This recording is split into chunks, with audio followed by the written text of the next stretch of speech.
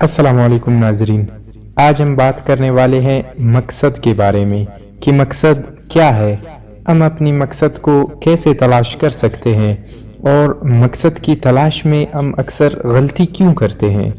ان سوالات کے جوابات جاننے کے لیے اس ویڈیو کو آخر تک دیکھیے۔ سب سے پہلے ہمیں یہ جان لینا چاہیے کہ دنیا میں ہر چیز کسی نہ کسی مقصد کے لیے پیدا کی گئی ہے۔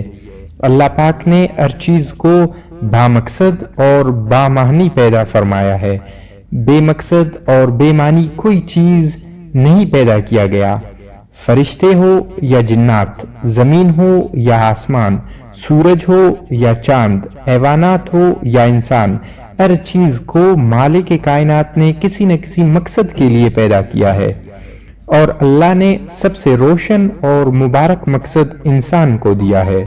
قرآن مجید میں رب العزت انسان کے مقصد کو ظاہر کرتے ہوئے فرماتے ہیں، اعوذ باللہ من الشیطان الرجیم، بسم اللہ الرحمن الرحیم، وما خلقت الجن والانس الا لیعبدون۔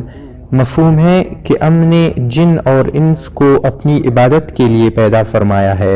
اس آیت سے یہ بات واضح ہو گیا کہ انسان کو دنیا میں اللہ نے صرف اور صرف اپنی عبادت کرنے کے لیے بھیجا ہے، وہ اس لیے کہ اللہ پاک نے ہمیں عقل و سمجھ سے سرفراز کیا ہے، مگر افسوس صد افسوس کہ ہم نے دنیا میں اپنا واحد مقصد دنیا ہی کو سمجھا ہے۔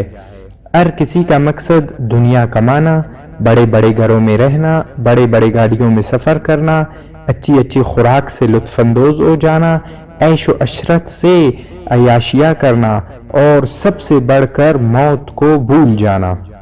انسان کو رب العزت نے سمجھداری فرشتوں کی جیسی دی ہے اور ناسمجھی جانوروں جیسی، مگر اتنی سمجھدار ہونے کے باوجود بھی ہم اپنے مقصد اور اپنے پسند کے درمیان والے فرق کو نہیں پہچان سکتے، کیونکہ آج کل جس بچے سے بھی آپ پوچھ لو کہ زندگی کا مقصد کیا ہے، تو وہ بڑے فخر سے کہتا ہے کہ میرا مقصد ڈاکٹر بننا ہے، میرا مقصد انجینئر بننا ہے، میرا مقصد پروفیسر بننا ہے، میرا مقصد سائنٹسٹ بننا ہے، وغیرہ وغیرہ۔ مگر افسوس ہم ابھی تک اپنے پسند، شوق اور مقصد کے درمیان والے فرق کو نہ پہچان سکے، کیونکہ یہ ڈاکٹر بننا، بزنس مین بننا، سائنٹسٹ بننا وغیرہ وغیرہ یہ تو ہمارا اپنا پسند اور شوق ہے، مگر مقصد تو کچھ اور ہے جسے ہمارے خالق نے واضح طور پر روشن کر کے ہمیں بتایا ہے۔ ہماری ناسمجھی اتنی ہے کہ ہم ڈاکٹر بننے، انجینئر بننے، بزنس مین بننے کو ہی کامیابی سمجھتے ہیں۔ ہاں، یہ بھی کامیابی ہے، مگر انسان کا اصل کامیابی تو اللہ کی بندگی اور محمد صلی اللہ علیہ وسلم کی پیروی میں ہے۔